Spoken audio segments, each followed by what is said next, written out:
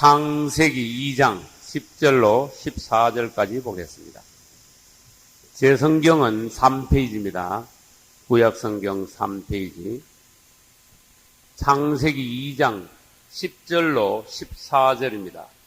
찾아서 같이 읽겠습니다. 강이 에덴에서 발원하여 동산을 적시고 거기서부터 갈라져 내 근원이 되었으니 첫째의 이름은 비손이라. 금이 있는 하윌라 온 땅에 뚫렸으며 그 땅의 금은 정근이요 그곳에는 베들리엄과 호마노도 있으며 둘째 강의 이름은 기혼이라. 구스 온 땅에 뚫렸고 셋째 강의 이름은 히데겔이라. 아수르 동편으로 흐르며 넷째 강은 유브라데더라. 아멘. 우리는 창세기 보는 중에 오늘 특별한 부분에 왔습니다. 10장에서 10절에서 14절까지 읽었는데 여기는 두 가지 주제가 나옵니다.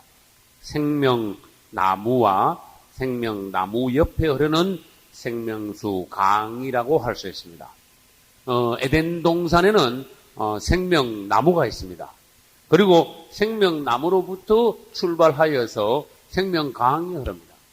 그러면 이제 동산을 위에서 본다고 합시다. 동산이 이렇게 둥그렇게 있다면은 동산 중앙에 생명나무가 있습니다. 생명나무가 써 있습니다. 생명나무.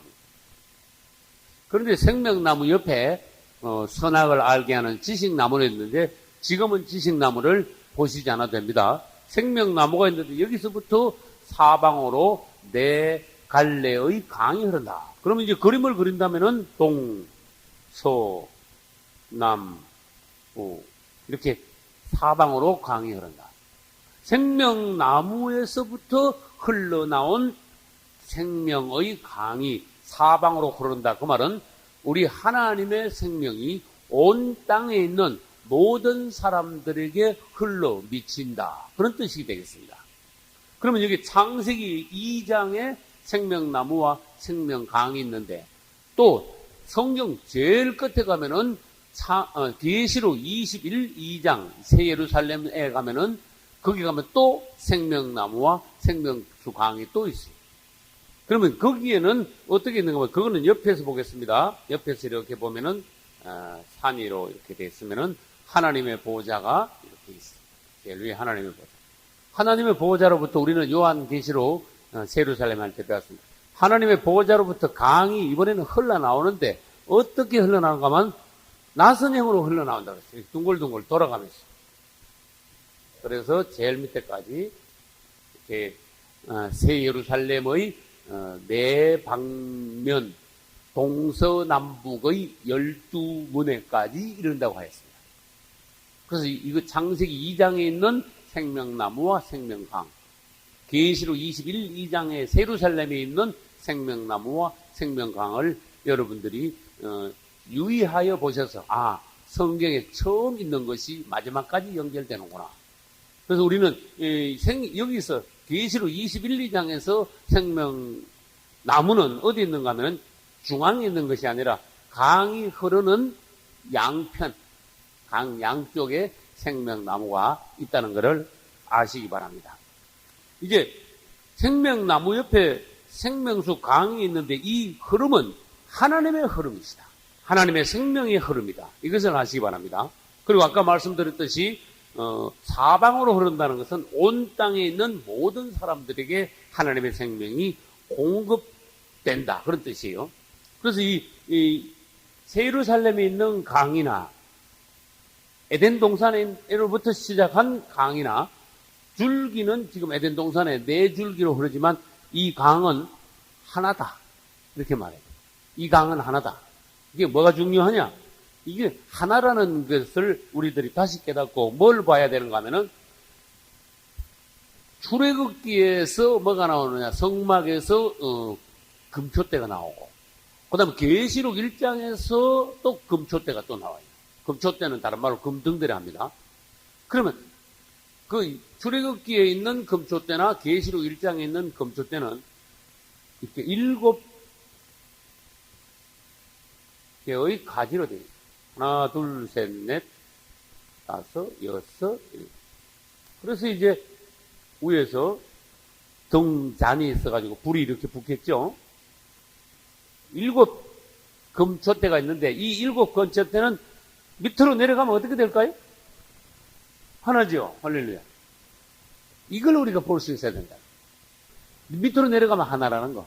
그러면 요 제일 가운데 있는 거 있죠. 여기 저 가운데로 내려가서 이렇게 서 있고 나머지 이제 가해권 어떻게 돼요? 내려와서 서로 붙는 거예요. 나머지 옆에 있는 게 또 내려와서 붙고 내려와서 붙고 위에만 보면 어떻게 금초대가 7인데 밑으로 내려오면 금초대가 어떻게 돼요?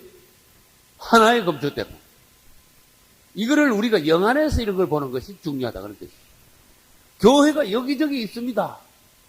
예, 이 교회 저기에 장로교 감리교 네 교회 내 교회 이러면서 교회가 여러 개 있습니다. 그런데 사람들이 뭘 볼 줄 아는 말 그 교회는 사실 하나야. 이걸 봐야 된다는 거예요. 그래서 성경에는 이런 그림을 보여주신 거예요. 이 에덴 동산에서 네 갈래로 갈라진 이 강은 하나야. 왜? 생명나무에서부터 출발하여 한 군데서 나온 하나님의 똑같은 하나님의 흐르심이다. 그래서 우리는 하나라는 데 대한 영안에서의 어떤 봄 느낌이 있어요. 이런 거를 본다면 우리가 교회 간에 싸울 수가 없습니다. 이런 걸 본다면 성도 간에 주 안에서 우리가 하나구나. 또 당신도 나도 하나님 앞에 가서 똑같이 만나야 되는구나. 할렐루야. 요걸 우리가. 저는 이제 3일 뒤에 극동방송 설교를 이제 끝마치려고 지금 이렇게 마무리 원고를 정리하다가 이제 오늘 왔습니다. 저는 이제 마무리하면서 저는 극동방송 설교를 이번 해로서 마치고자 합니다. 그리고 앞으로 주님 오시는 날 주님 앞에서 여러분들을 만날 수 있기를 기도합니다. 이렇게 했어요. 그 우리가 어떤 개념들이 있어야 되느냐? 예수 믿는 사람은 주님 앞에 가면 다 같이 만나야 된다. 우리는 주님 안에서 한 피를 받아서 한 형제자매다. 이 7개의 금등대, 금초대가 있다 해도 이것은 하나 아니냐. 요거를 본다면 우리가 교회 내에서 또 교회 간에 싸움이, 교단 간의 분쟁이 있을 수가 없어요. 그래서 주님 안에서 이런 걸 보시고 하나 되는 역사가 있기를 축원합니다. 이제 에덴 동산에서 물이 흘러서, 강물이 흘러서 흘러내려가는데 무슨 역사가 있는가 하면은 이 강물이 흐르는 곳에 3가지 특별한 것이 있어요. 금. 그럼 두 번째 뭡니까? 금. 첫째는 금. 두 번째 뭡니까? 강물이 이렇게 흐르는 곳에 따라가 보니까 강물에 따라서 뭐가 있어. 강 따라서. 뭐가 있는가 하면 금, 베들리엄. 베들리엄. 세 번째 뭐예요? 호마노. 그래서 아까 읽은 거예요. 호마노. 이렇게 3가지를 읽었거든요. 3가지가 나왔거든요. 그런데 제 성경에는 베들리엄이 어디 있는가 하면 2장 12절에 베들리엄이 있습니다. 그 베들리엄 앞에 제 성경에는 1번 해는데 1번을 해석하기 위해서 성경 2페이지 제일 밑에 가면 베들리엄은 다른 말로 뭐다? 진주다 일어났어요. 이런 걸 성경 연구할 때 이런 걸 보실 수 있어야 돼. 그리고 대신대로 여러분들이 성경 연구하시려면은 주석 관주 성경이 있어야 됩니다. 관주. 관주라는 건 뭔가 하면 이 성경 구절과 연결된 다른 성경 구절은 어딘가 하고 이제 관주로 띄워놨어, 성경을. 그러면 이제 관주 성경을 볼 때 예를 들어서 금, 베들리엄, 호마노 그러면 이거하고 관주는 어디를 연결시켜 놨는가 하면은 고린도전서 3장도 연결시켜 놓고 그 다음에 계시록 21장도 연결시켜 놓고. 다시 말합니다. 금하고 베들리엄은 다른 말로 뭐라 그랬어요? 진주하고. 호마노는 다른 말로 뭐겠습니까? 보석이에요. 이 보석. 호마노고 보석이 하면 생각하면 호마노고 보석 아닙니까? 그러면 다른 말로 금, 베들리엄, 호마노는 다른 말로 뭐다? 금, 진주, 보석이다. 이거 어디 이래놓으면 이제 어디서 많이 듣던 소리야? 뭐예요? 이게 바로 예루살렘의 재료가 금, 진주, 보석 아닙니까? 그래서 우리는 계시록에 있는 것은 벌써 창세기에 있구나. 할렐루야. 생명나무와 생명수 강도 창세기와 계시록에 있고, 그 다음에 금, 진주, 보석도 창세기와 계시록에 있구나. 성경 제일 앞부분과 제일 뒷부분이 서로 이렇게 연결을 시켜놓은 거예요. 그러면 한번 봅시다. 강이 이렇게 흐르는데 강이 흐름에 따라서 뭐가 있는가 하면은 금, 진주, 보석이 있어요. 이걸 영적으로 이제 해석을 해야 돼요. 이 강은 그냥 우리가 생각하는 일반 강이 아니에요. 생명수 강이. 어디서부터 발원이 됐어요? 출발한 생명나무로부터 출발한 생명수 강이. 이건 다른 말로 하면 하나님 자신의 어떤 흐름, 성령의 어떤 흐름, 이런 것을 우리가 비유할 수 있어요.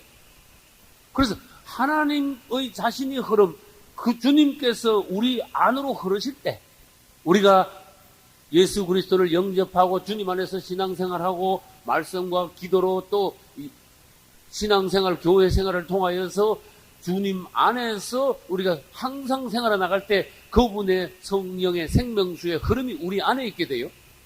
그러면 우리 안에 있게 되면 우리 안에는 뭐가 되는 생명수가 우리 안에 계속 흐름으로, 다시 말해서 성령의 흐름 가운데 우리 안에는 뭐가 조성되어 가는가 하면은 금도 있게 되고 진주도 있게 되고 보석도 있게 된다. 이런 걸 깨달으세요. 여러분, 사람이 그냥 있는 사람, 예수 안 믿는 사람, 처음 지어진 사람은 흙에 비유됐습니다. 근데 이 흙은 예수 그리스도를 믿음으로 흙은 돌이 됩니다. 할렐루야. 근데 흙이 돌만 됩니까? 보석도 됩니다. 그 다음에 금도 됩니다. 그 다음에 뭐도 돼? 진주도 됩니다. 이렇게 됩니다. 그럼 우리는 처음에는 흙이었는데 아무리 세상에서 공부를 많이 하고 박사가 되고 아무리 부자가 되고 아무리 자기 딴엔 똑똑하고 IQ가 얼마가 된다 해도 하나님 안에 안 들어오면 그 사람은 어쨌든 흙이야. 그러나 시골 할머니라도 예수 안에 들어가 그분 이름을 부르고 교회 생활을 통해서 속도가 어떻든 분량이 어떻든 간에 그 사람은 금성분, 진주성분, 보석의 성분으로 자꾸 바뀌어가는 거예요. 그리고 중요한 건 뭡니까? 주님 안에 있는 거, 성령의 흐름이 우리 안에 있는 것. 그러면서 하나님께서 보시기에 우리 안에 금성분과 진주와 보석의 성분이 점점 더해가냐 안 더해가냐, 그분이 오실 때까지 우리가 아직도 흙이냐 아니면 금, 보석, 진주로 우리가 변화되어 갔느냐, 이것이 우린 중요한 거예요. 보통 기독교인들의 개념은 그냥 예수 잘 믿고 열심히 하다 보면 주님 오시면 다 들림받고 다 상 받는 거야. 그런데 바리새인들도 우리 이상으로 열심히 했다는 거 그걸 아셔야 돼. 그냥 열심히 하면 안 돼. 주 안에서, 성령 안에서. 다시 말해서 열심을 하는 건 좋은데 가인같이 열심히 하면 안 돼. 제사를 드리기는 드리는데 가인같이 드려서는 안 된다 그런 뜻이에요. 그 다음에 기왕 하려면은 주님을 섬기려면은 마리아 같이 섬겨야지. 누구 같이 섬겨서는 부족해요? 마르다 같이 섬겨서는 부족해요. 그 마르다가 이제 예수 믿을 때 시조예요. 그 다음에 믿음이 점점 올라가면 마르다에서 우리는 마리아로 바뀌어야 된다. 평생 마르다로 있는 것은 문제가 있다. 그런 뜻이에요. 그래서 주님의 흐름이 내 안에 계속 있을 때, 그 다음에 우리는 방식이 좋아야 돼요. 그냥 지식적인 방식으로, 율법적인 방식으로, 그냥 습관적인 방식으로 신앙생활을 하면은 우리 안에 성령의 흐름이 없거나 적게 되면은 우리 안에 무슨 변화가 별로 없게 돼요. 흙성분이 그대로 있게 돼요. 그럼 주님 오시는 날 봐도 아직도 흙덩어리야. 주님 오시는 날 우리가 아직도 흙덩어리면, 열심히 한 것 같은데 아직도 흙덩어리면 그분은 우리를 데려가실 수가 없어요. 우리가 온전히 변화된 상태래. 그래서 금이라는 것은 여기서 뭔가 하면 그분의 성령의 흐름이 우리 안에 계속 있을 때 우리가 금, 하나님의 본성, 하나님의 신성이 우리 안에 자꾸 쌓여간다. 할렐루야.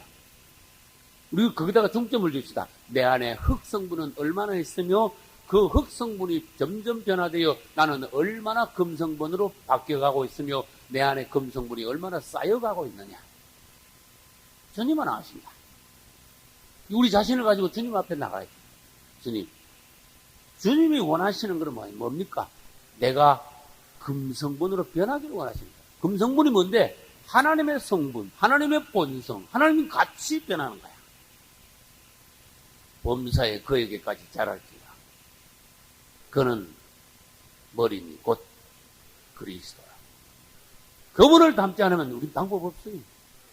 바리새인들처럼 아무리 열심히 해도 또 주여 주여 우리가 주의 이름으로 선지자 노릇하고 귀신도 쫓아내고 심지어 죽은 자도 살리고 문둥병자도 고치고 암만 그래봐야 주님 오시는 날 불법을 행하는 자들아 나를 떠나가. 내가 너희를 도무지 알지 못한다. 넌 내 이름 팔아먹었어. 그 신앙생활 너 헛한 거야. 우리 바리새인들이 왜 있는가 하면 신앙생활 엉터리라고 자기 딴에는 하긴 하는데 틀리게 신앙생활 하는 사람들이 이 땅에 많기 때문에 바리새인들을 보여줬어. 우리 정말로 우리 자신을 주님 앞에 나가서요 내놔야 돼. 주님 앞에 내놓고 내 자신을 주님 앞에 점검받아야 돼. 이게 세상에서 이보다 더 우선적인 건 없습니다. 네? 한번 생각해봐. 이거 뭐 금식을 뭐 30일을 하든지 40일, 100일을 하든지 이 문제 해결해야 돼. 내가 주님 앞에 지금 어떤 상태냐? 이걸 점검해야 돼요. 그래서 주 안에서 우리가 생활할 때 우리 안에는 점점 금성분이 쌓여간다. 그 다음에 진주로 점점 바뀌어간다. 금은 하나님과 연관되었고 진주는 예수님과 연관되었고 이게 보석은 성령과 성령의 역사와 연관되었어요. 다시 말합니다. 이것은 우리는 예루살렘에서 충분히 했기 때문에 다시 잠깐 설명합니다. 금은 하나님의 신성, 하나님의 본성 이것을 상징하며 금 성분이 우리 안에 있다는 것은 우리가 점점 하나님의 신성과 하나님의 본성으로 점점 바뀌어간다는 거고 진주라는 말은 뭔가 하면은 진주는 뭐예요? 조개 속에서 생성된 조개의 어떤 생명의 분비에 의하여서 형성된 특별한 조개에서부터 태어난 어떤 신비한 어떤 물체예요. 처음에 조개 속에 진주가 생성되기 위해서는 아주 작은 모래가 톡 들어가요. 그리고 거기 조개살을 아주 고통을 준단 말이에요. 그 눈에 먼지가 들어왔을 때 생각해보면 아무것도 못해. 아무리 작은 먼지라도 눈 속에 싹 들어오면 굉장히 민감해. 그거 마찬가지. 조개살 속에, 이게 연한 조개살 속에 모래알이 쫙 환하게 탁 들어가면요. 조개가 얼마나 고통스러운지. 그거는 다른 말해서 우리는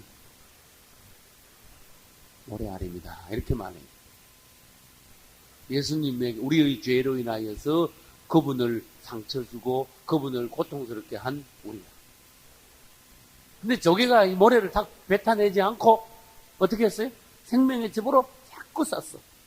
생명의 즙을 내서 자꾸 쌌단 말은 이 사랑으로 덮은 거와 마찬가지. 뱉어내지 않고. 우리가 죄를 지었을 때, 그분을 찔렀을 때, 그분을 못 박았을 때, 그분은 우리를 당장 처분하여 지옥으로 보내지 않고 그분의 사랑으로 우리를 덮으셨어요. 근데 결국 생명적으로 자꾸 싸다 보니까 모래알은 나중에 뭐가 됐다? 진주가 됐다. 이야, 이 모래알이 진주가 됐다는 게 보통 사건 아니. 우리가 주님의 사랑으로, 주님의 생명의 제보로 자꾸 쌓인 결과 우리는 처음에는 모래알이었지만 나중에는 드디어 예수 안에서 진주로 거듭났다. 이 부활의 특별한 역사입니다. 네, 흙은 안 되고 모래알. 네. 그런데 그 다음에 세 번째는 보석이랍니다. 여기 왜 보석이 왜 성령과 연관됐는가 하면은 보석은요 어디 만들어진 게 아니고 변화된 거야. 변화된 거야. 어떻게 해서 보석이 생깁니까? 과학자들은 압니다. 이런 데서 보석이 그냥 땅에서 나는 게 아니고 보석은 땅 깊은 속에서 이거 뭐 사람으로 계산은 도저히 할 수 없을 정도의 그 아주 엄청난 어떤 압력, 무게, 이것과 그 다음에 수만도, 수십만도, 수백만도나 되는 엄청난 열, 압력과 열을 받았을 때 그 땅 속에서 찌꺼기는 전부 다 빠져나가고 어떤 탄소 성분의 돌 속에 있는 탄소 성분의 어떤 것이 압축되어서 엉겨가지고 그것이 뭐가 된다? 보석이 된다. 그것이. 처음에 예를 들어서 우리가 흙이라고 합시다. 그 다음에 우리가 예수 그리스도를 믿고 돌이 됐다고 합시다. 그 다음에 우리가 이 생활을 통하여 그분의 손 아래에서 야곱이 다룸받듯이 우리가 계속 환경과 그분의 손 아래에서 다룸받을 때 우리에게는 압력이 와요. 우리에게는 뜨거운 열이 가야지. 그래서 이 시간들이 자꾸 점점 지나가면서 이 압력과 열이 점점 가할 때 뭐하냐? 나도 모르는 사이에 내 안에 있는 인간적인 거, 죄된 거, 혼적인 거, 자아에 속한 거, 세상적인 거, 마귀적인 거, 하나님 보시기에 불필요한 거, 이런 것이 찌꺼기들이요. 자꾸 이제 빠져나가는 거야. 그럼으로써 우리 안에는 점점 돌이 뭘로 바뀌는가 하면 보석으로 바뀌는 거야. 그래서 이거는 변화시키는 역사, 변화된 겁니다. 변화시키는 역사니까 성령의 역사예요. 성령의 변화시키는 역사. 한번 다시 정리해 봅시다. 생명수 강이 흐르는 곳에는 금과 진주와 보석이 생성이 되는데 그것은 영안에서 무엇을 의미하는가 하면 그분의 성령의 흐름이 내 안에 있을 때 내가 하나님의 성분으로 바뀌고 모래알 같던 내가 진주같이 되고 그 다음에 흙 같던 내가 돌 성분으로 드디어는 보석과 같이 변화되는 역사가 우리 안에서 일어나게 됩니다. 이것은 사람의 교육으로 되는 것이 아닙니다. 이것은 내가 힘쓰고 노력해가지고 되는 게 아닙니다. 이거는 그분의 성령의 흐름의 역사로만 이루어질 수 있는 하나님의 특별한 역사입니다. 다른 말로 해서 사람은 사람을 만들어낼 수 없습니다. 그분의 흐름이 우리 안에 있어야 그분은 우리를 흙 같던 우리를 금이나 진주와 보석으로 바뀌어낼 수가 있습니다. 할렐루야. 그래서 제가 지금요 이제 금, 진주, 보석을 이렇게 설명을 했습니다. 그래서 마침내 우리가 이제 금, 진주, 보석이 될 때 우리는 새 예루살렘 성에 들어갈 수 있다 또는 새 예루살렘이 될 수가 있다. 그래서 저는 새 예루살렘을 초창기 때는 새 예루살렘을 그냥 물건인 줄 알았어. 나 어릴 때야 이게. 나중에 알고 보기 새 예루살렘이 이 물질적인 게 아니더라고. 난 그것을 참 볼 때 성경이 나한테 굉장히 나는 새롭게 열렸다고 생각해. 새 예루살렘이 물질이 아니라는 걸 볼 때. 언제 내가 그 새 예루살렘이 물질이 아닌 걸 봤는가? 하늘나라는 물질계가 아니라는 걸 볼 때 새 예루살렘도 물질계가 아니라는 걸 봤어.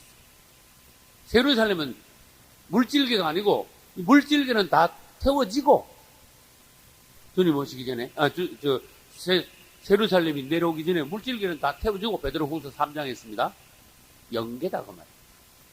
그래서 금, 진주, 보석이 새 예루살렘의 주 성분이지만은 이것은 뭐냐? 금같이 된, 진주같이 된, 보석같이 변화받은 성도들과 우리 예수님의 살아있는 연합체가 새 예루살렘이다. 할렐루야. 이것을 여러분들이 잘 기억하면서 내가 지금 이 상태에서 새 예루살렘으로 들어갈 수 있겠는가? 새 예루살렘이 될 수 있겠는가? 흙이 새 예루살렘 들어갈 수 없겠죠? 그와 마찬가지로. 그 다음에 하나님의 교회를 짓는데 성막을 건축하는데 흙을 가져가지고 막 발라뿌리면 그 성막 완전히 다 버려놓겠죠? 절대로 흙 가지고는 성막을 못 만드는 거야. 성막에는 하나님의 특별한 재료를 가지고 하나님의 명을 따라서 성막을 건축해야 돼. 다시 말해서 우리가 성막 건축에 우리 자신이 재료가 되기 위해서는 그만큼 우리가 변화된 재료이어야 한다. 할렐루야. 그 다음에 이제 2장 9절 이쪽에 적어놨습니다. 칠판 이쪽에 2장 9절 15절로 17절을 읽고 그 다음에 설명을 하겠습니다. 2장 9절 먼저 읽습니다. 여호와 하나님이 그 땅에서 보기에 아름답고 먹기에 좋은 나무가 나게 하시니 동산 가운데에는 생명나무와 선악을 알게 하는 나무도 있더라. 15절 17절 여호와 하나님이 그 사람을 이끌어 에덴 동산에 두사 그것을 다스리며 지키게 하시고 여호와 하나님이 그 사람에게 명하여 가라사대 동산 각종 나무의 실과는 내가 임의로 먹되 선악을 알게 하는 나무의 실과는 먹지 말라. 내가 먹는 날에는 정령 죽으리라 하시니라. 아멘. 여기서 이제 특별한 제목이 나옵니다. 따라서 두나무. 두나무. 이제 이게 특별한 제목이에요. 이걸 가지고 지금부터 두나무라는 제목으로 지금부터 한 2시간 내지 3시간을 말씀을 드리겠습니다. 이 두나무가 왜 중요한가 하면은 두나무는 성경에서 계시록 끝까지 가는 두 노선이기 때문에. 그래서 성경은 좀 간단하게 어떤 방면에서 말해, 두 나무의 방면에서 말하면은 성경은 이 두 나무의 노선의 역사예요. 두 노선이 있어. 그래서 그건 다른 말로 하면은 두 나무는 두 노선이 됩니다. 다른 말로 해볼까요? 두 나무는 다른 말로 해볼까요? 생명나무와 지식나무예요. 선악을 알게 하는 지식나무입니다. 그럼 두 나무는 생명나무 노선이 되고 지식나무 노선이 되는데, 또 다른 말로 이걸 간단하게 말하면 생명노선과 지식노선. 근데 한 가지 특이한 건 생명노선의 반대는 사망노선이 아니고 지식노선이라는 거예요. 이게 특이합니다. 그러니까 다른 말로 하면 지식은 곧 사망 안에 있다. 생명과 반대쪽에 있다. 이런 뜻입니다. 그래서 이제 이 두 나무는 곧 두 노선입니다. 그래서 성경을 보면 이제 반대되는 두 가지가 쫙 나가요. 이제 좀 이따가 이제 설명을 더 하겠습니다. 다른 걸 먼저 설명하고 그 두 노선에 대하여서 더 설명을 하겠습니다. 하나님이 사람을 처음에 만들 때, 저는 설명을 전에 그렇게 했습니다. 장갑을 만들 때 손을 본떠서 만든다. 장갑을 만든 후에 손이 장갑 안에 쑥 들어올 때 이 장갑은 본래의 목적을 다하는 것이다. 사람을 만들 때 무슨 모양과 형상을 따라 만들었다? 하나님의 모양과 하나님의 형상으로 만들었다. 그러면 장갑이 만들어야 손이 들어와야 되듯이 사람 속에는 뭐가 들어와야 됩니까? 하나님이 들어오셔야 돼요. 할렐루야. 그래야 사람은 지어진 목적이 이루어지는 거예요. 그래서 사람 속에 하나님이 들어오실 때 사람은요, 평안이 있어요. 사람은 사람다워. 그러나 사람 속에 하나님이 들어오지 않았을 때는요, 뭔가 사람이요, 허전하고 하나님도 뭔가 섭섭하시고 그래. 그리고 다시 말해서 신랑과 신부는 완전히 하나가 됐을 때 그 안에 참 기쁨이 있다. 할렐루야. 근데 하나님께서 사람을 지으셨는데 하나님을 담을 수 있는 그릇으로 지은 셈이에요. 맞죠? 그래서 이 보배를 질그릇에 가진다니 그 말씀하세요. 그러면 이제 하나님을 담을 수 있는 질그릇으로 사람을 그릇으로 만들었으면 이제 담을 수 있도록 어디다 데려가셔야 되는가 하면 생명나무 앞으로 사람을 데려가셔야 됩니다. 첫째, 사람을 지으셨다. 둘째, 생명나무 앞에 데려가셨다. 셋째, 이거를 먹어라. 생명나무만 먹는 게 아니고 다른 나무를, 생명나무와 다른 나무를 다 먹어라. 넷째, 단 뭐는 먹지 마라. 선악 지식을 알게 하는 나무는 먹지 마라. 그래서 하나님께서 사람들에게 이렇게 말씀하신 거 보면은 하나님의 뜻은 뭔가 하면 너는 억지로 내가 먹게 할 수는 없지만은 이것을 반드시 너는 먹어야 된다. 이것은 절대로 먹어서는 안 된다. 그래서 우리가 지금 성경을 연구하면서 보면 하나님의 뜻은 우리가 그분을 담을 수 있는 그릇으로 만들어가지고 그분 자신을 우리가 받아들이기를 원하셨구나. 그래서 그분과 우리가 하나가 되기를 원하셨구나. 근데 결과는 뭐예요? 하나님이 먹으라 하는 걸 안 먹고 절대로 먹지만 하는 거 그걸 먹었어. 그 사람이 고약해. 부모가 절대로 이거 하면 안 돼. 이건 전부 다 해도 되는데 요거 하나는 하지 마. 근데 자식들이 그거만 해필 했다 그럽시다. 여러분 마음이 어때요? 기가 막히겠죠? 사람이 그런 존재다 그랬어요. 근데 여기서 중요한 건 뭐냐? 전에 제가 그랬죠. 뭔데 또 선악 지식나무를 만들어가지고 사람이 그걸 또 먹게만 합니까? 처음부터 안 만들면 됐을 거 아닙니까? 다시 말해서 선악 지식나무는 사탄의 죄인데 사탄이 이미 와 있었다는 거예요. 마귀가 거기 있는 걸, 하나님과 마귀와 사람의 삼각관계에 되어 있다는 것을 사람들은 미처 모르는 거예요.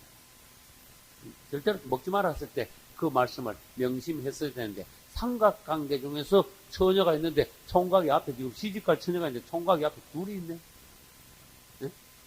둘이 있는데 처음부터 얘기해 줬어. 저 총각 조심해. 그렇죠. 그런데도, 이 총각이요? 가전, 그냥 쇼를 해가면서 그냥 전혀 마음을 호리는데, 아이고, 그냥 싹 녹여버렸어요. 처녀가 그냥 감정 안에서 좋아지고 그다음은 사람은 그렇게 된 거예요. 자, 질문합니다. 왜 사람에게 그냥 선악과를 먹지 말고 선악과 먹기 전에 생명나무를 그냥 먹였으면 됐는데 또 앞에 갔다 오면 사람 시험 들게 만듭니까? 이런 걸 가지고 뭐라 하는가 하면은 따라서 자유의지. 하나님은 우리에게 강제로 뭘 하게 하시는 분이 아니에요. 그러면 생각해봐요. 강제로 하게 하면 거기 나중 가서 뭐랍니까? 나 억지로 이래야 되는데요. 이러면 곤란하죠. 하나님과 사람 사이에. 여러분, 처녀를 데려오는데 강제로 데려오면 그거 뭡니까? 안 되지요. 암만, 남자가요. 암만 훌륭한 신랑감이라 그래도 처녀를 강제로 데려와가지고는 그 결혼은요? 사람들 보기에 합법한 결혼이나 좋은 결혼이 아니라는 거예요. 그래서 우리 주님은 우리가 스스로 그분을 사랑하여 그분을 선택하기를 원하십니다. 이제 그걸 좋은 예가 뭔가 하면 그 욥기에서 그것을 가장 잘 드러내고 있습니다. 욥은요, 동방에서 제일 큰 자라고 그랬어. 아브라함 시대에 살았던 사람입니다. 근데 무슨 일이 벌어졌는가 하면은 욥 하나를 놓고 우리 하나님과 마귀가 4개가 붙었어요. 그래서 제가 전에 그랬지. 하나님이요. 마귀한테 시비를 걸은 것 같아. 내가 성경을 이렇게 읽어보니까. 마귀를 건드려가지고 가만히 있는 마귀한테 시비를 걸어. 야, 너 내 종 욥 봤냐? 세상에 말이야. 그만큼 훌륭한 종 없단 말이야. 너 못 봤어? 자꾸 그러니까 마귀 본성이 뭡니까? 참소하는 게 마귀가 하나님 앞에 예의하는 게 있어요. 예. 그래가지고 하나님이 마귀를 약을 올렸어. 시비를 걸었어. 그렇게, 하나님도. 하나님 복을 주셨으니까 하나님이 섬기는 게 아닙니까? 복 주신 거 그거 다 뺏어봐요. 대번 하나님 욕하면서 대번 떠나갑니다. 그랬어. 요거하고 제가 아까 말씀드린 거하고 연관이 됩니다. 요 말은 뭔가 하면, 주님, 욥은 주님을 자유의지로 택한 게 아니고, 복을 막 주기 때문에 그 복 따라서 하나님 앞에 온 거예요. 이렇게 참소를 한 거예요. 그럼 오늘날 예수 믿는 사람 중에 이런 사람이 있을 수 있다는 거예요. 이걸 잘 생각해 봐야 돼요. 그런 걸 뭐라 하는가 하면 따라서 기복신앙. 복 받기 위해서만 예수 믿는 거.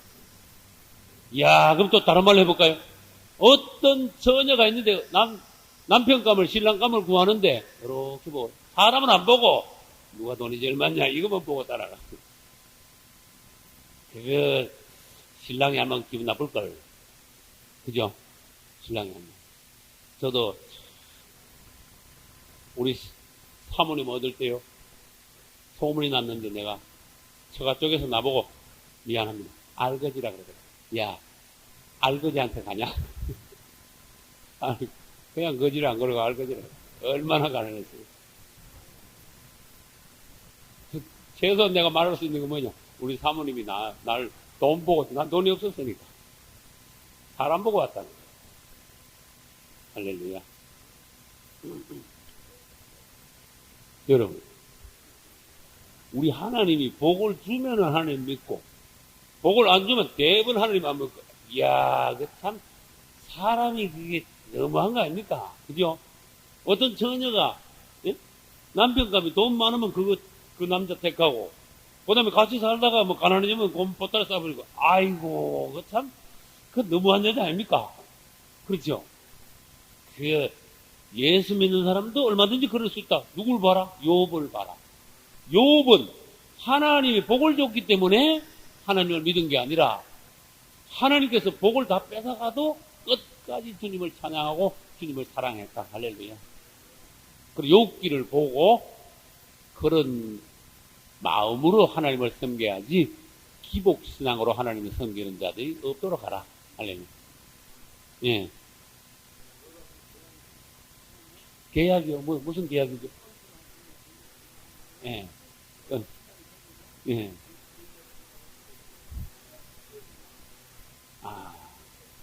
안 됐어. 근데 그 나온 데까지는 괜찮은데, 그죠?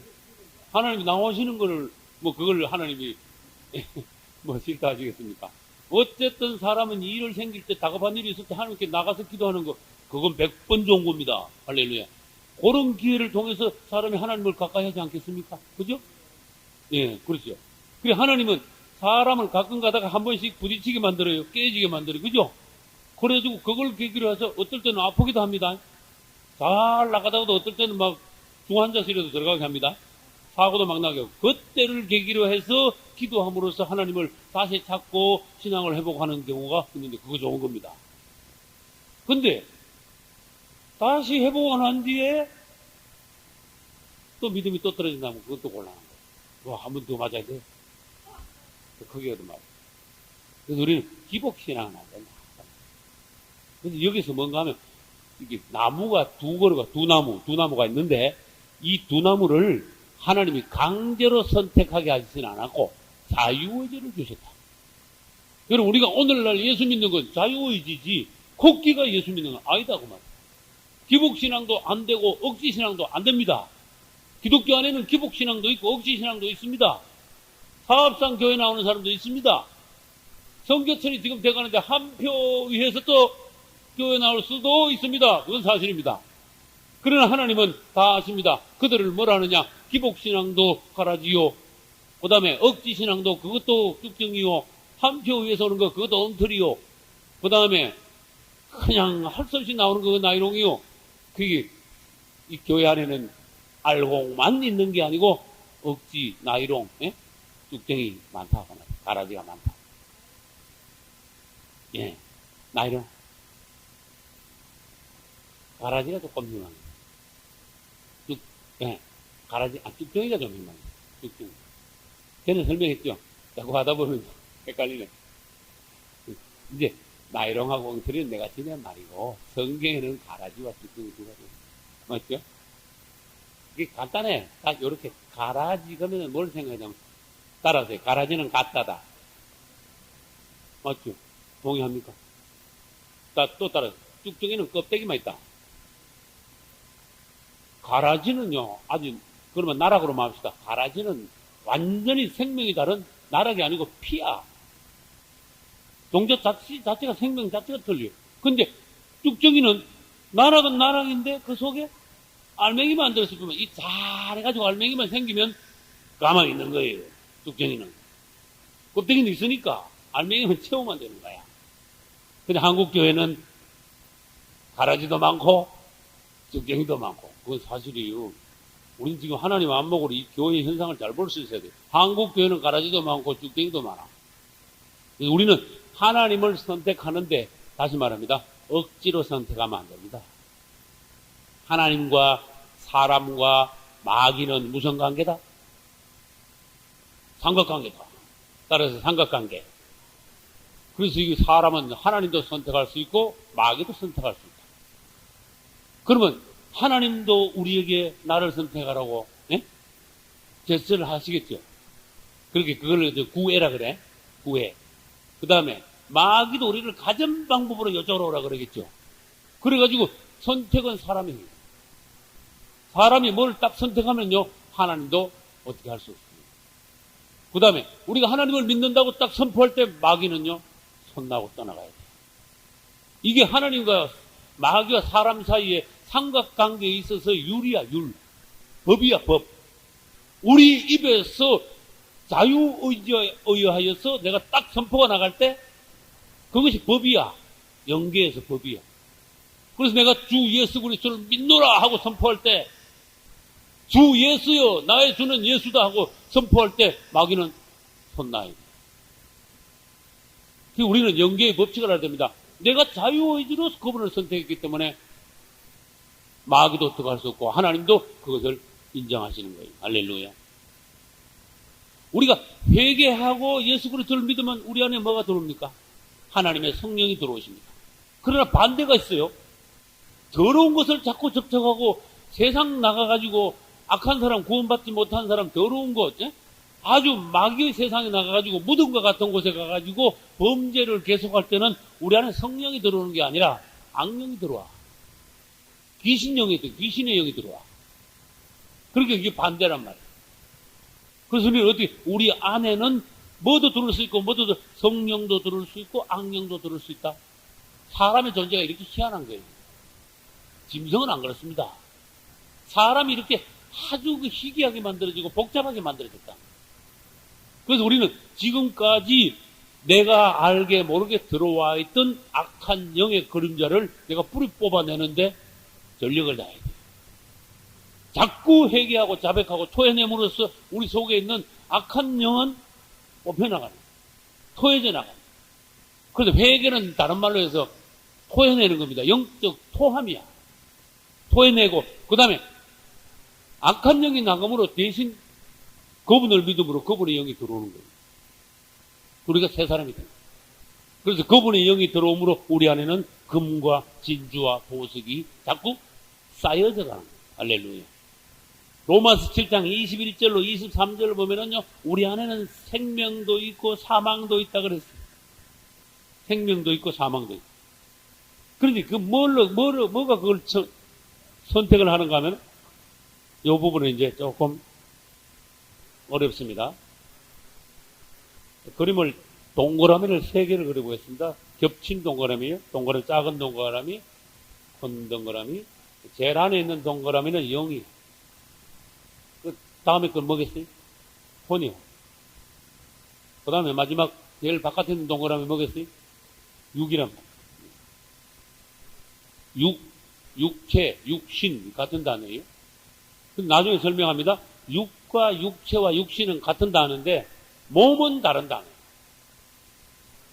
몸이 한글로 되어 있고 육체, 육신은 한문이지만 이 뜻 자체가, 단어 자체가 다르기 때문에 다른 의미가 있어요.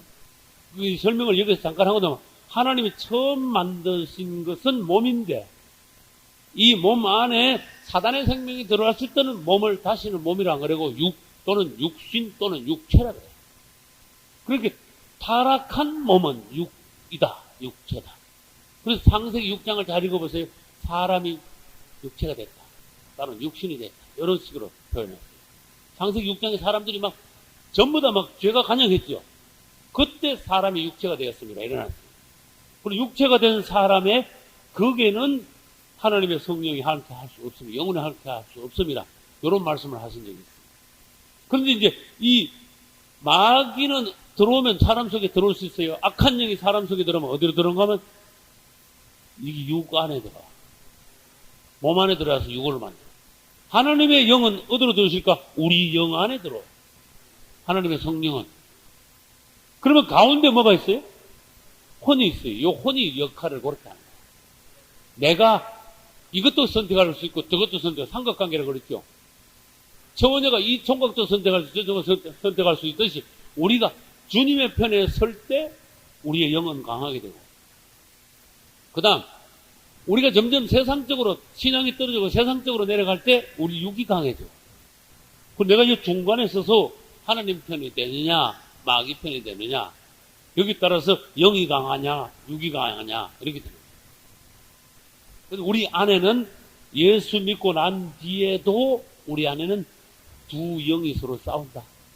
그래서 로마서 7장에서 바울이 오호라 나는 공고한 자다. 이게 그 내용이 오호라 왜 나는 공고한 자라 그랬을까? 내 안에 이 두 영이 막 싸우니까 서로 못하게 하죠.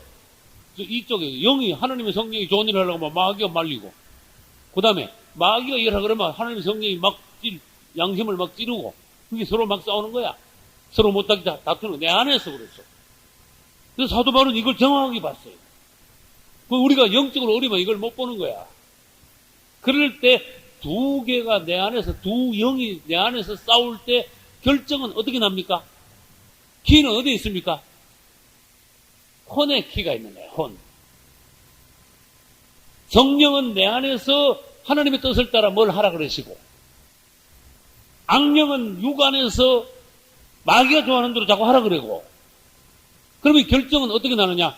혼에서 결정을 내줘야 돼. 내 생각과 감정과 의지로 내가 결정하여서 내가 딱 결정하는 데 따라서 성령의 뜻을 따라 할 수도 있고 악령의 뜻을 따라 나갈 수도 있어요. 우리 혼자가 중요하다는 거야. 내가 그래서 생각을 잘하고 생각을 깊이 하고 할렐루야.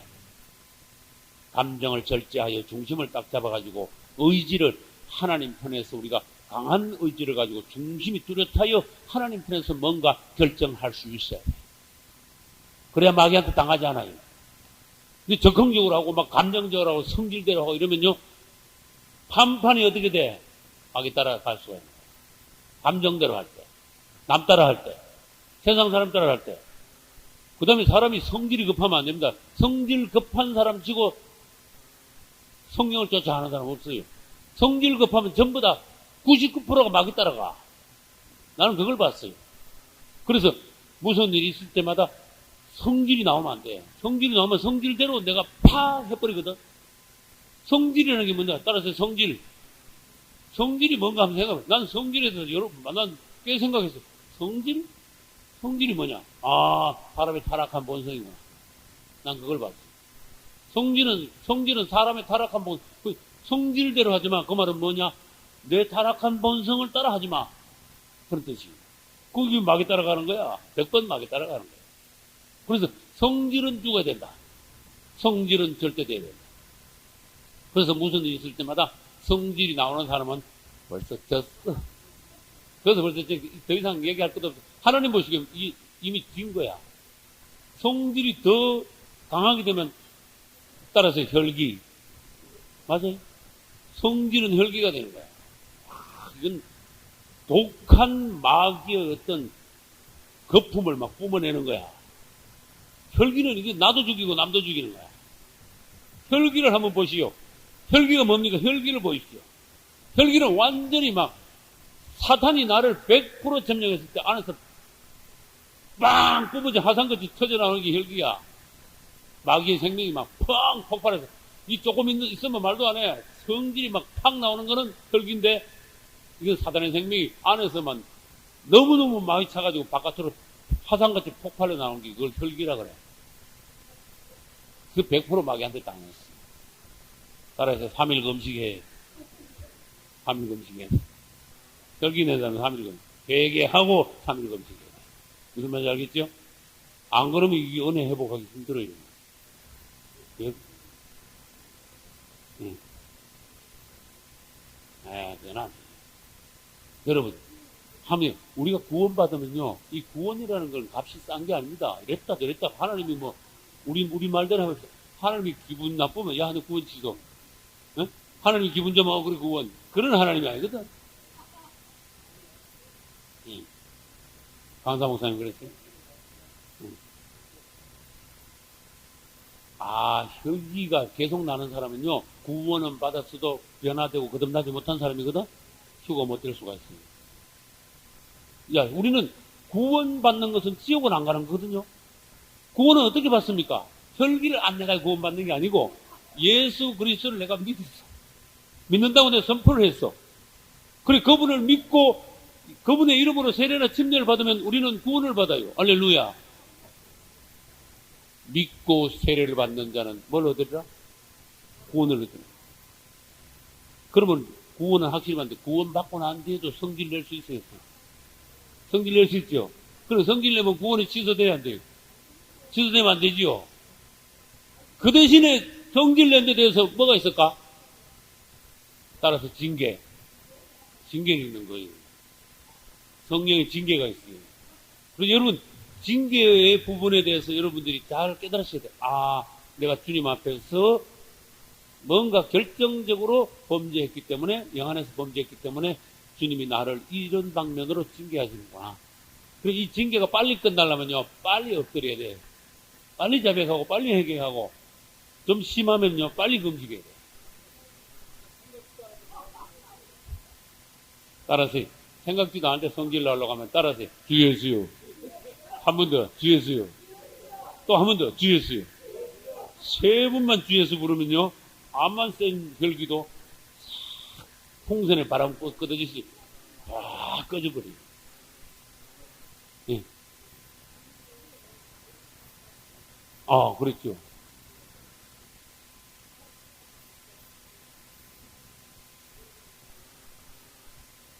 더 해주긴 그 진짜 해주기. 분이 오래 가면 안 돼. 분이 오래 간다는 거는 이 사람이 마귀한테 계속 잡혀 있다는 거거든. 맞죠? 내가 한 번 혈기를 팍 냈다가 제정신이 빨리 돌아와야 돼.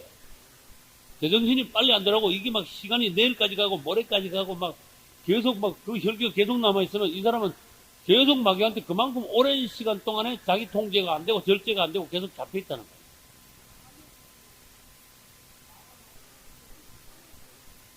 그러니까 오래 가지 말라고 말이에요. 주님 앞에서 신앙이 바로 선 사람일수록 주님 앞에 정신이 빨리 돌아오고 회개를 빨리 합니다. 할렐루야. 네. 이제 혼의 역할을 여러분이 잘 아셔야 돼요. 아셨죠? 혼에 따라서 우리가 성령을 따라 행할 수 있고 혼의 결정에 따라서 악령의 역사에 따라서 우리가 행동할 수가 있어요. 그래서 우리 안에는 뭐가 있다? 우리 안에는 성령도 있고 악령도 있고. 그러면 성령은 어디 계신다? 우리 영 안에 계시고 악령은 어디 있다? 우리 육체 안에 있다. 악령이 우리 영 안에 들어오면 어떻게 되겠어요? 말이 안 되죠. 근데 혹시 가다가 어떤 경우가 있는가 하면 이 육 안에 있는 악령의 역사가 혼을 자꾸 이어와서 자꾸 지배를 하려고 그래요. 그 다음에 성령도 우리 혼을 자꾸 지배하고 계셔요. 이 중간지대에 놓이는 것이 중요해요. 중간지대가 뭔가 우리 혼이에요. 혼이 중요한. 그래서 성경에 보면 생각을 잘 지켜라. 자기 생각 지킬 수 있는 사람은 큰 성 지키는 장보다 낫다. 맞죠? 이 생각, 악령이 우리의 생각의 성을 무너뜨리지 못하도록 생각을 잘 지켜라. 그 부분에 대해서 나중에 기회가 있으면 더 말씀을 드리기로 하겠습니다. 그래서 우리 안에는, 우리 사람은 세 가지로 구성되어 있다. 육과 혼과 영이다. 그러면 혼부터 먼저 합시다. 혼은 다른 말로 자아라. 자아. 에고. 혼은 자아입니다. 자아는 뭘 대표하면 나 자신을 대표하는 거야. 나 자신. 나는 누굽니까? 나는 사실은 혼이야. 영은 뭔데? 영 안에는 하나님이 계셔. 육은 뭔데? 이게 마귀한테 점령당한 거야. 그럼 나는 어디 있는 거면 혼 안에 있어. 그 생각과 혼 안에는 세 가지가 있어. 생각과 또 뭐요? 감정과 의지 세 가지가 있어. 내 생각, 내 감정, 내 의지가 균형이 잡힌 사람, 절제가 된 사람, 하나님의 어떤 생각과 가장 비슷한 사람이 가장 잘 훈련된 혼이야. 그래서 혼이 불균형, 완전히 생각이 뒤죽박죽이고, 감정이 완전히 뒤죽박죽이고, 의지가, 나쁜 의지를 가지고 있는 사람은요, 마귀한테 점령당해갔어요. 이용당해갔어요. 그래서 혼 안에는 뭐가 있다? 내가 있다. 육 안에는 뭐가 있다? 마귀가 있다. 영 안에는 누가 계신다? 하나님이 계신다. 그러면 이제 여러분들이 여기에서 이것을 알고 성경을 보면요, 성경이 좀 더 잘 열려요. 로마서 8장을 보겠습니다. 지금부터. 로마서 8장 4절, 5절, 6절, 7절까지 봐도 괜찮겠습니다. 4절부터 7절까지 같이 한번 읽어보겠습니다. 248페이지입니다. 4절부터 육신을 쫓지 않고 그 영을 쫓아 행하는 우리에게 율법의 요구를 이루어지게 하려 하심이니라. 육신을 쫓는 자는 육신의 일을, 영을 쫓는 자는 영의 일을 생각하나니 육신의 생각은 사망이요 영의 생각은 생명과 평안이니라. 육신의 생각은 하나님과 원수가 되나니 이는 하나님의 법에 굴복치 아니할 뿐 아니라 할 수도 없음이라. 아멘. 이제 우리 안에 있는 아까 설명드린 것을 여기서 대단히 아주 가깝게 설명을 하셨어요. 그러면 우리 안에는 뭐가 있느냐? 혼이 있는데 이 혼이 어느 방향으로 가느냐에 따라서 우리가 이제 어떤 사람이냐가 결정이 됩니다. 그래서 8장 6절을 여러분들이 요 성경 해석할 때, 번역할 때 조금 제가 보충을 할게요. 육신의 생각은 그게 아니고 원래는 원어적으로 해석하면 육신에 둔 생각은 이래야 돼. 육신의 생각 한번 고쳐봐요. 육신에 둔 생각은 사망이에요. 영의 생각은 다른 말로 고치면 뭐예요? 영에 둔 생각. 요 혼안은 요 생각이 있죠. 아까 그림 그렸죠. 요 생각이 육신 쪽으로 두는 경우가 있고, 요 생각이 영 쪽으로 두는 생각이 있고. 그래서 육신 쪽으로 둔 생각은 사망이다. 그때 사망론이다. 그 다음에 영 쪽으로 둔 생각은 생명과 평안이더라. 할렐루야. 그래서 우리는 두 나무에 대해서 지금 이제 서론을 하고 있습니다. 그리고 이제 우리 하나님께서는 선악지식 나무는 먹지 말라고 경고하셨습니다. 몇 절에 있습니까? 창세기 2장 몇 절이죠? 17절. 선악을 알게 하는 나무의 실과는 먹지 말라. 내가 먹는 날에는 어떻게 하리라? 정령 죽으리라 하시니라. 아멘. 그러면 2장 9절에 그것이 있죠? 2장 9절 한번. 여호와 하나님이 그 땅에서 보기에 아름답고 먹기에 좋은 나무가 나게 하시니 동산 가운데에는 생명나무와 선악을 알게 하는 나무도 있더라. 여기서 이제 우리가 본격적으로 이제 두 노선이 나와요. 아까 두 나무 했죠. 두 나무는 따라서 두 나무는 두 노선이다. 이 성경 끝까지 가는 거예요. 어디까지? 계시록까지 가는 거예요. 그래서 생명나무 노선과 지식나무 노선. 이것은 성경 끝까지 가는 거예요. 이 창세기에서 계시록까지 두 나무가 있는데 한번 반대로 이 노선을 이름을 한번 정해 보겠습니다. 첫째, 생명나무 노선과 지식나무 노선이라고 합니다. 이 두 노선은. 다른 말로 이걸 줄이면 어떻게 될까요? 나무를 빼면 어떻게 돼요? 생명노선과 지식노선이 됩니다. 생명노선의 반대는 뭡니까? 물으면 사망노선입니다. 그러면 틀려요. 생명노선의 반대는 지식노선입니다. 그래서 지식은 사망이구나. 그런 뜻이에요. 그리고 왜? 지식나무 열매 먹으면 정령 죽으려 그래서 지식하고 사망하고 연관이 됩니다. 그리고 지식도 선을 아는 지식, 악을 아는 지식이 전부 다 사망이야, 결국은. 이게 뭔데? 혼 안에서 이루어지는 거기 때문에 그래요. 혼 안에서 이루어지는 것은 생명이 아니라 그런 뜻이에요. 그래서 우리는 뭐든지 영 안에서 이루어지는, 성령 안에서 하는 걸 배우라 그런 뜻이에요. 아무리 안다고 해서 그 사람이 사는 사람이냐, 구원받냐? 아니다.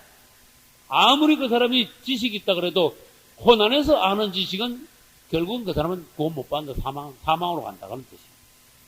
그 다음에 아벨의 반대는 누굽니까?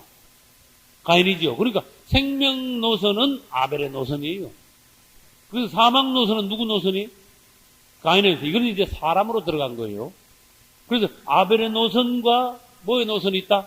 가인의 노선이 있다. 생명나무 노선과 지식나무 노선은 다른 말로 하면 아벨의 노선과 그 다음에 가인의 노선이다. 고린도전서 3장에 가면은 건축을 하는데 재료가 6가지가 나옵니다. 금, 은, 보석, 그 다음에 나무, 집, 풀 이렇게 나와요. 신앙생활을 하는 모습들이에요. 금, 은, 보석으로 건축하는 사람들은 주님이 오실 때 남는데 나무, 집, 풀로 건축한 사람은 주님이 오셔서 불로 하면 확 싸질러 버려.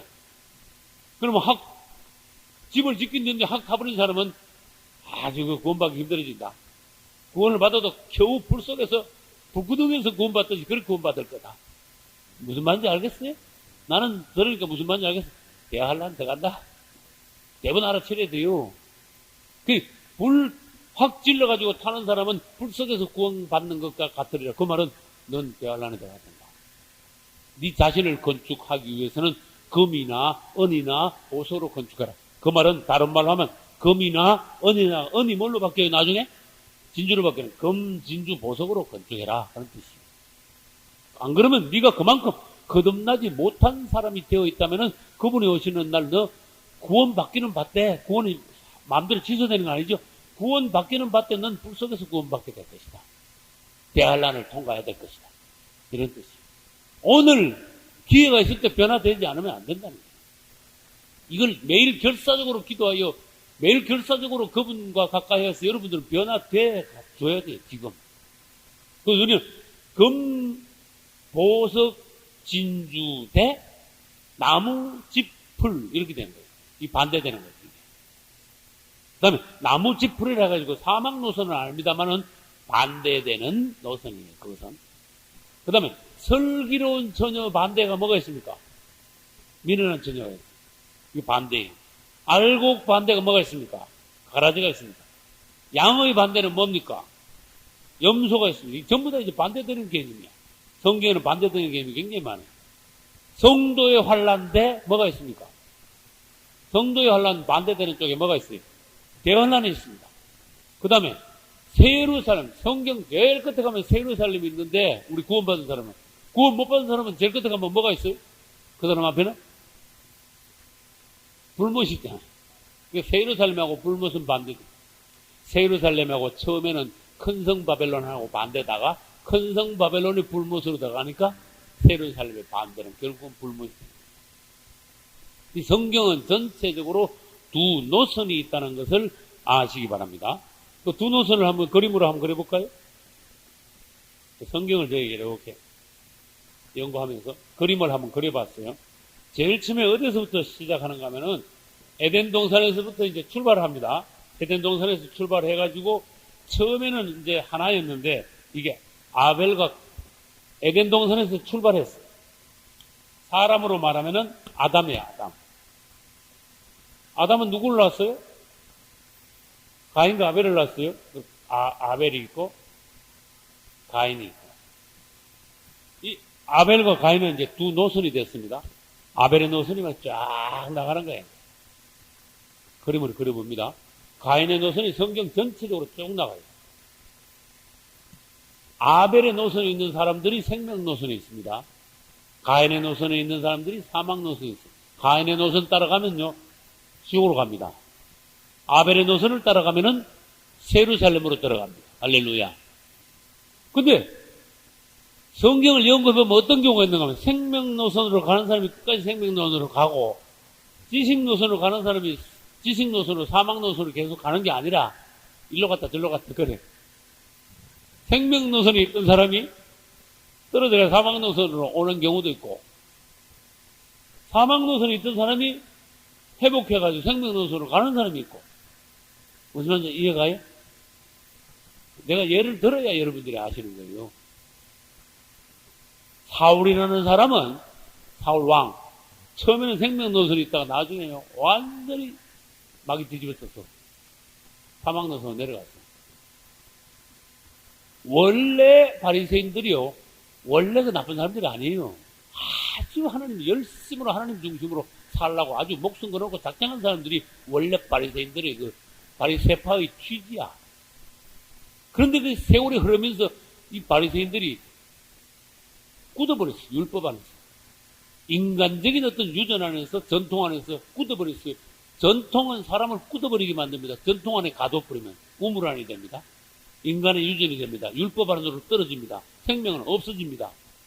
그 안에는 뭔가 형식만 남습니다. 의식만 있습니다. 법만 남아 있습니다. 그건 사람을 구원시키지 못합니다.